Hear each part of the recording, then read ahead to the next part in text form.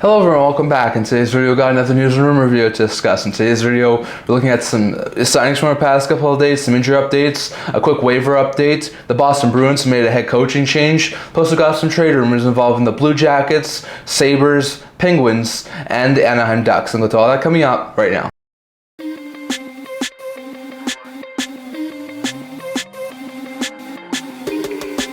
Hello everyone, welcome back to another video here at the Intent Hockey channel. Now before we begin this video, don't forget to like this video and subscribe down below. Thank you all your support. We're going to help you guys. So if you haven't already, don't forget to subscribe button down below and don't forget to leave a comment down in the comment section below. Love to hear your thoughts on all that was discussed here today. So to start off with, I would usually start by talking about some signings from our past couple of days, but unfortunately there were no signings since our last trade rumor video. So we're going to start today's video off by discussing some injury updates from our past couple of days. So we've seen some injury updates from our past couple of days from a couple of teams. So we'll start with the Toronto Maple Leafs, as they've placed a couple of players on injury reserve. They placed Max Domi on injury reserve with a lower body injury, so he's going to miss at least the next week. While Camp was originally placed on injury reserve, but has now been moved to long-term injury reserve, also with a lower body injury. So some bad blows there for the Leafs, losing their third and fourth line center. So some bad blows there. The Leafs are losing some key bottom six forwards. So hopefully those guys are not going to be able for an overlap period of time. They're going to be able to come back and not just in future, but some bad blows there as Domi has been placed on injury reserve and Camp on long-term injury reserve. So interesting note there.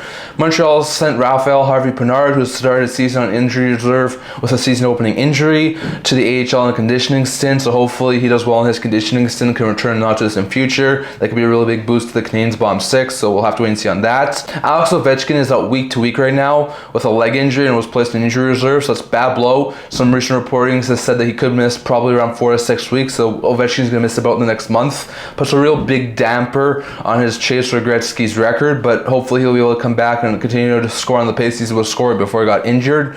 So interesting out there, but Ovechkin's going to be out for the next little while. St. Louis's Robert Thomas was actually off of injury reserve after missing a month with a fractured ankle. So he's back in game action a couple of weeks earlier than originally scheduled. So good news there as Thomas is back in the game action for the Blues. JT Miller is out for personal reasons with the Vancouver Canucks. So bad blow there as the Canucks are going to miss Miller for the next little while. Not exactly sure what personal reasons it is, but he's going to be out for the next little bit. So bad blow there as Miller's going to be out for a little bit of time at least. Vegas has placed Benton Hutton on long-term injury reserve with the upper body injury, so that's a bad blow there for the Knights as they lose their solid 6/7 defenseman to injury. Mark Stone, who's missed the past couple of games with a lower body injury, has been placed on injury reserve, so not too surprised there. He should be able to be activated in the not just in future. So interesting out there, but Stone's out on injury reserve and Hutton on long-term injury reserve for the Vegas Golden Knights. The Chicago Blackhawks sent Anthony Sio on waivers and was placed him in the AHL recently, and he was recently injured in the AHL. He's going to miss about 4 to 6 weeks with an injured wrist, so hopefully he'll be back in the not just in future, but that's a bad blow there for Anthony Sio in the AHL. Well, Mrazek missed Tuesday's game due to personal reasons, so hopefully he's going to be returning not just in future, but that was a bad blow for the Hawks to lose their starting goalie. Ville Heinola may be back from his ankle injury as early as Monday, so that could be a big boost there for the Jets to get Heinola, who's been out since the start of the season with the ankle injury, back in the not just in future. New York Rangers Philip Chytil is going to travel with the team. He's going to join them in Calgary on their road trip, but he's still day-to-day with a head injury, so hopefully he's going to be back in not just in future, and at least he's joining the team, but it doesn't sound like he's going to be back in the very near future. Alex Romanov returned to game action after missing 3 weeks with upper body injury, so great news there to see the Islanders get their third pair of defensemen back into game action. Thess Jarvis skated in a non-contact jersey, but is still out with an upper body injury and is still on injury reserve, so bad blow there for the Hurricanes. For Utah, Connor Ingram's currently out day-to-day with upper body injury, so hopefully he won't miss too much time, but a bad blow there for Utah to lose their starting goaltender for the near future. Seth Jones, who is still on IR right now, is expected to miss about 4 weeks with a right foot injury, so hopefully he won't miss too much more time, but that's a bad blow there for the Hawks as Jones is going to be out for at least the next 4 weeks. Ilya Samsonov won't start Wednesday's game as he's currently dealing with undisclosed injuries, so hopefully he won't be out for an overlap period of time. Wasn't able to play against his former team in Toronto, but hopefully he should be back in not just in future. San Jose's Vitek Vanacek is traveling with the team, but is still out with upper body injuries, so even though he's traveling, it doesn't sound like he's going to start at least the next game, so bad blow there for the Sharks. Even though he started the practice, Cam York will miss Wednesday's game in Philadelphia, so bad blow there for the Flyers as York's going to be out for the next little while, while Emil Andre is day-to-day with a mid-body injury, so hopefully he recovers not just in future, and hopefully both defenders are back in not just in future, but York and Andre remain out. Tage Thompson in Buffalo missed a third straight game on Wednesday with a lower body injury. Hopefully he won't be out for an overlap period of time, but that's a bad blow there for Buffalo as Thompson's out currently still with with his injury. While Colorado, Alex Georgiev is nearing a return and could be back as early as Thursday. So really good news to see Georgiev potentially get back in the not distant future, but still it's bad to see him out. So hopefully he'll be able to get back on Thursday. So some interesting injury updates from the past couple of days. But York's still injured, Thompson's still injured, Georgiev's still injured. Well, Jarvis and Ovechkin are definitely injured for the next couple of weeks. So Babylow's there, and hopefully those guys are not going to be out for an overlong period of time.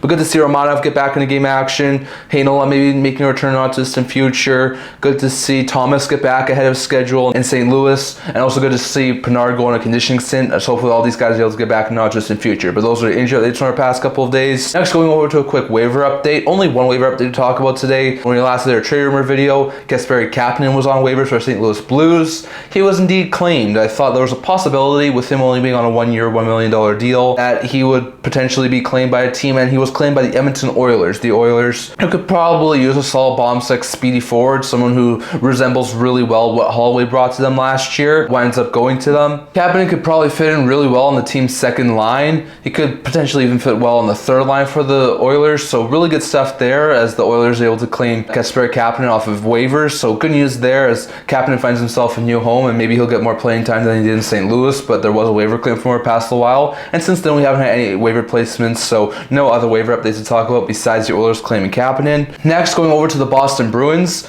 they've made a coaching change just only a couple of weeks into the season. The Bruins just reached the 20-game mark, so it's quite surprising, but we already have our first coaching move of the season, and that is that Jim Montgomery has been fired. Montgomery, who came in a couple of years ago to be the Bruins' new head coach after Bruce Cassidy was let go, had that brilliant first season with the Boston Bruins where he led the Bruins to the best record ever in the NHL. Then they had the sour first-round exit against Florida. Last year, another fantastic season, barely missed out on being the top team in the Atlantic Division again, one of the top teams in the league, wound up edging out Toronto in a 7-game series in 7 games, and then they wound up falling once again to Florida in the second round. And then this year, they started out with an 8-9-3 record, which wasn't overly good for Boston. They felt they could definitely have done better, so they let Montgomery go. Montgomery had something like 121, 43, and like 19 record or something similar to that.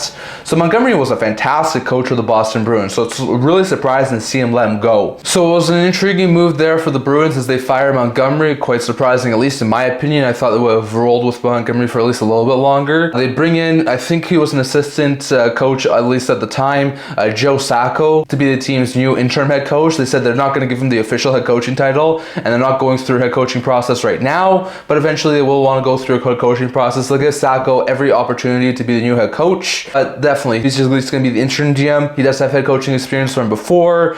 He was assistant coach in, I think, Buffalo before. He was head coach in the AHL in the Colorado affiliates. He's been head coach at the AHL, I think, a couple of times. He's been an assistant coach multiple times. He was also the head coach at the Colorado Avalanche a couple of years ago from 09-10 to 12-13. Had a record of 130, 134, and 30 for the Avalanche during that time frame. So he did pretty well as the head coach of the Colorado Avalanche, but they did let him go after the 12-13 season. So we'll have to see how Sacco does as interim head coach. Can he turn around the Boston Bruins season? Or are the Bruins so far gone already that they're not going to be able to get back into this playoffs? So we're going to have to wait and see on that, but lots of intriguing things as the Bruins have fired Montgomery, and their new interim head coach is Joe Sacco, so we'll have to wait and see on how that goes. And lastly, going over to a couple of trade rumors. Now, when it comes to trade rumors, we have a few things here to talk about. We're going to start off with the Buffalo Sabres.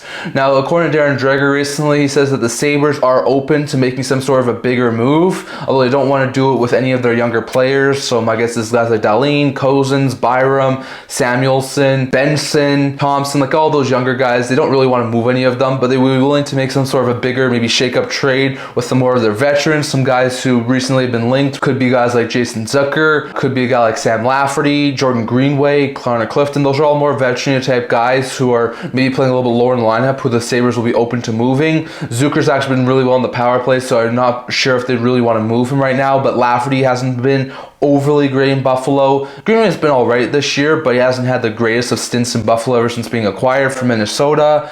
Clifton's been an alright third pair defenseman, but still might be a guy who gets bumped down the depth chart, so we're going to have to wait and see on that. But the Sabres could move a veteran in the not distant future, and names like Zucker, Lafferty, Greenway, Clifton, they're all circulating right now. So we're going to have to wait and see on that. But according to Darren Dreger, the Sabres aren't opposed to making some sort of a bigger move. They just don't want to do it with any of the younger players, and they'd be willing to do it with an older veteran type player like a Zucker, like Lafferty, like Clifton. So we're going to have to wait and see on that. But keep your eye on the Sabres. There's been tons of talk over the past couple of weeks that the Sabres are an active team looking to try and make some moves. So watch out for the Sabres to potentially wind up making some trades in not just the future, potentially with one of their veterans. So we're going to have to wait and see on that. Going over to the Pittsburgh Penguins, according to Josh Yeo of The Athletic, he was recently talking about the Pittsburgh Penguins and said that there's a very likely chance that Eller's the first of many moves made by Pittsburgh Penguins, and that the Penguins front office realizes that this team's not built for the playoffs, and there's a very likely chance moves will be coming from the Pittsburgh Penguins. Yeo says that the Penguins are firmly in sell mode, with guys like Marcus Pettersson, who's in the final year of his deal, or Rakell, who's a top 6 goal scorer,